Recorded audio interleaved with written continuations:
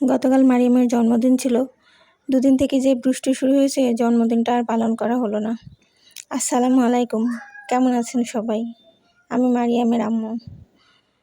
তো আজকে মারিয়ামের যেহেতু জন্মদিন, সকাল থেকেই টুকটাক কাজে লেগে পড়েছি। সকালে ঘরটর গুছিয়ে এই তো রান্নাবান্নার কাজ চলছে। রান্নাবান্নার জন্য সব কিছু গোছগাছ করতেছে। আজকে রান্না করব খাসির মাংস, ছোট মাছের ভোনা, মাছের ঝোল। রান্নাবান্নার কাজ চলছে।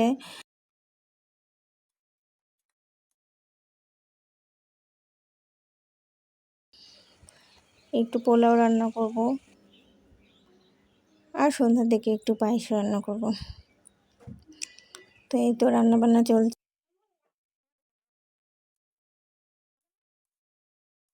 দুপুরে রান্না শেষ করে, খাওয়া দাওয়া শেষ করে ভাবলাম বিকেলে একটু ঘুরতে বেরোবো, কিন্তু আর হলো না।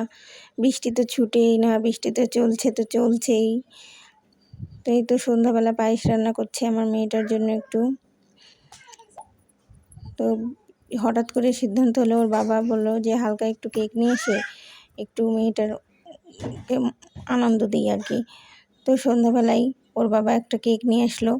নিয়ে আসার পর ছোট ছোট কয়েকটা বাবুদেরকে ডেকে মারিয়ামের এই তো জন্মদিনের আয়োজন চলছে। ওই তো ওর বাবা মোমবাতি জ্বালাচ্ছে কেকগুলোতে।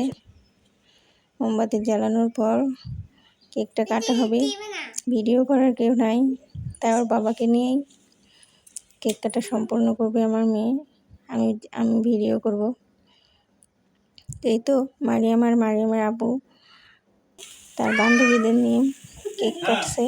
দেখছি আমার মেয়ে নিজের জন্মদিনে নিজেই হ্যাপি বার্থডে বলছে।